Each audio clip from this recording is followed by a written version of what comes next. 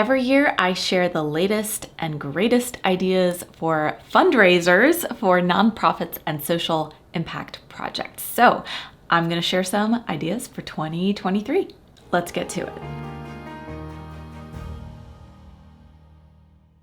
Welcome back. My name is Amber Melanie Smith, and I'm a nonprofit founder and executive director. I make these videos here on YouTube all about creating a social impact, whether that's through nonprofits, raising money for your favorite cause, leadership in your community, socially conscious businesses, and more. I hope that you find this video helpful and useful. Don't forget to give it a like and subscribe to my channel for more content like this. Also, if you are in the process of developing a sustainable fundraising plan or starting a nonprofit, I do have 2 online courses at my website, foundertofulltime.com, that you can check out.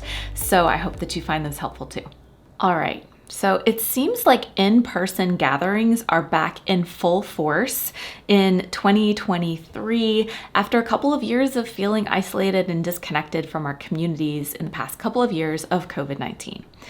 So that said, nonprofits also discovered during this period of time that virtual events or campaigns could be very cost effective because they don't have the same overhead as those in-person gatherings. So the fundraising ideas that I'm going to share with you in this list in a minute here are going to include a combination of both virtual and in-person either events, campaigns, or gatherings. All right, so I'm going to share 8 cool fundraising ideas. The first one I thought was super awesome, and it is framed as a virtual event, but I could see it being able to be done in person too.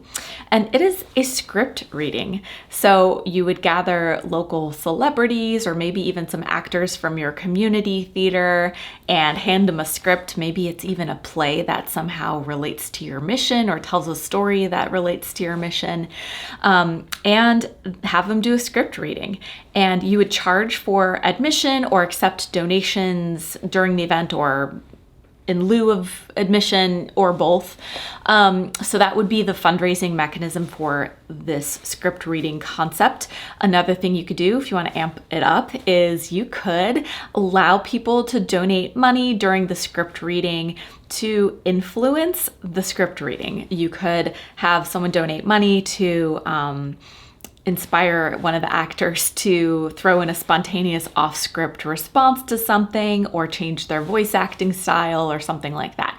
So there are some fun fundraising mechanisms in here. So that's idea number 1. Idea number 2 is best suited to in-person, and that is a karaoke night. People are really craving a fun night out on the town with their friends, and who doesn't love some good karaoke? I know I do.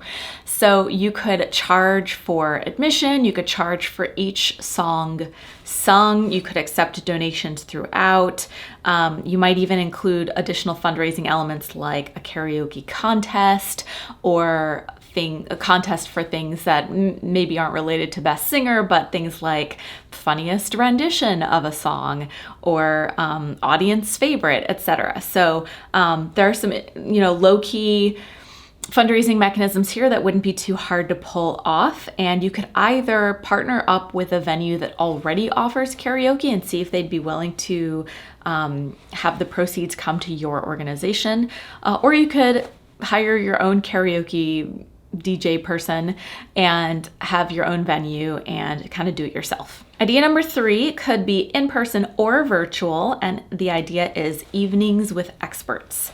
You would host virtual or in-person events with a guest expert, someone who is highly regarded in an interesting field like being a chef or skydiving or being a world traveler, someone whose profession would inspire people to want to hear their stories and ask them lots of questions, someone maybe people don't hear from all the time. So you would ask these experts to donate their time, and then you could charge for admission or accept donations for admission. And then you could even let guests input their ideas for questions to ask these experts on the registration form. That way your expert can prepare for some of the questions in advance too. Idea number 4 is another one that could be either virtual or in person. And this is less an event and more of an ongoing thing. It is a book club.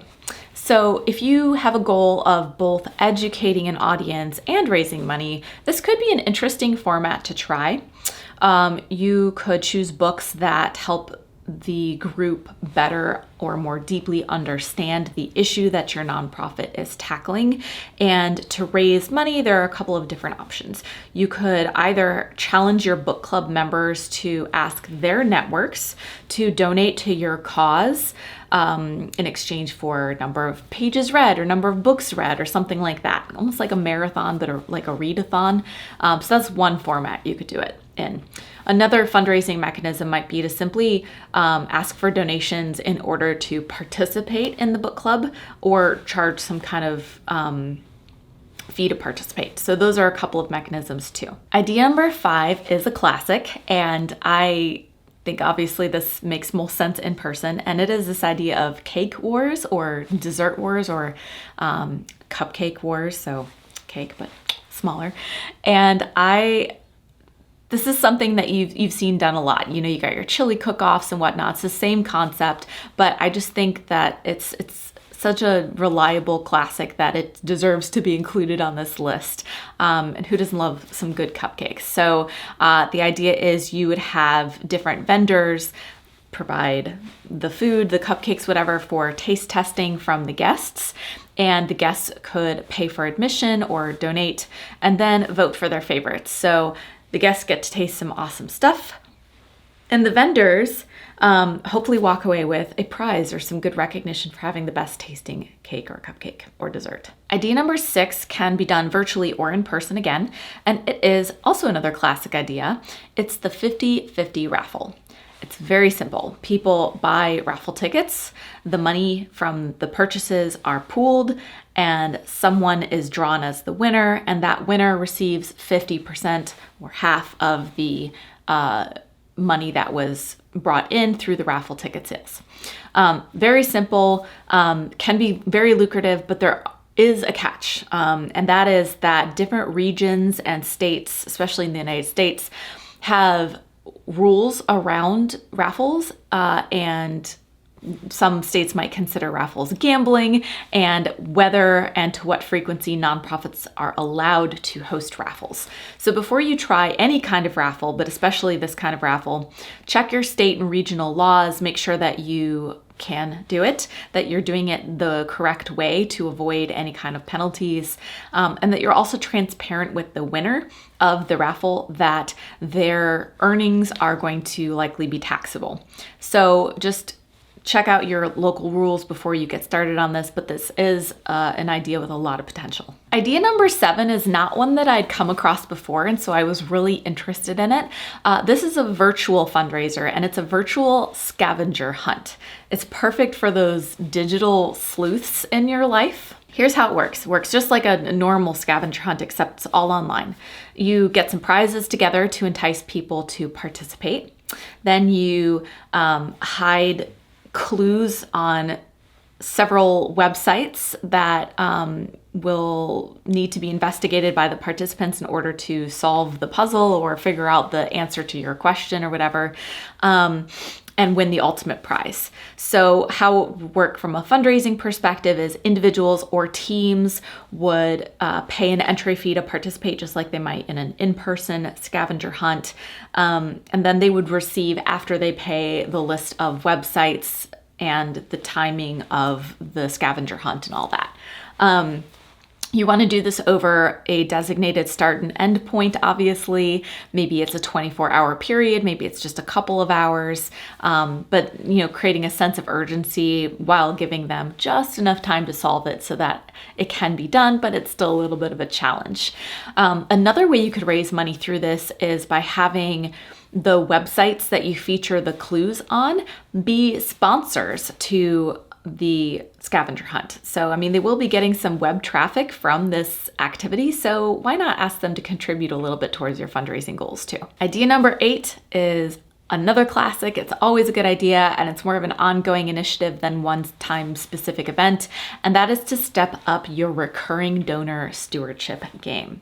Now, I've talked a lot about the power of recurring donations in the past. These are kind of like a subscription model. Your donors who are paying once a month, once a quarter, a specific amount of money as a donation to your nonprofit. And what's great is you can then count on this money and perhaps even do some planning or projections around it. So the more people you have donating regularly and monthly, quarterly, whatever the interval is, the better you're going to be able to plan out your work and your strategy, and of course, count on that financial support. And once you have these donors, you've got to keep them around. You got to keep them happy. So the key to that is stewardship. And if you're not familiar with what stewardship is yet, it is this idea of maintaining and sustaining positive relationships with your donors over time. To do this, you've got to have a donor stewardship plan, which tells you what do you do when someone donates and what are your touch points throughout a year to keep that donor engaged and in the know about what you're working on. So it could be that every quarter you send out an impact newsletter to your donors to let them know about the great impacts their donations have made. It could be that once a month you invite them to a volunteer event that your organization is hosting so that they can see behind the scenes the work that you're doing. It could be that you send them a written thank you note after each donation or one-time donation. Any number of these strategies and a combination of them could be part of your donor stewardship plan. So while this isn't a direct fundraiser idea in itself, it is an idea to grow your recurring donor base and be able to create some predictable income. All right, I'd love to hear what you thought. Are you considering one of these ideas for 2023, or have you seen or heard of other interesting or creative fundraising ideas that I didn't mention? Share in the comments below. And as I mentioned before, if you are creating a sustainable fundraising plan or starting a nonprofit, I do have those trainings on my website, foundertofulltime.com, that you can check out. I also have a newsletter for nonprofit leaders and changemakers. The link to subscribe to that is below as well, and you can opt out anytime. But I send out resources regularly on funding opportunities, news and trends, things that will help you in your work to create positive change. Finally, I have a group on Facebook called Change the World or Bust. We've got thousands of people in there from around the world talking about the great work that they're doing and getting tips from each other. So I invite you to come over and join us there. That's all I have for you today. My name, once again, is Amber Melanie Smith, and happy fundraising.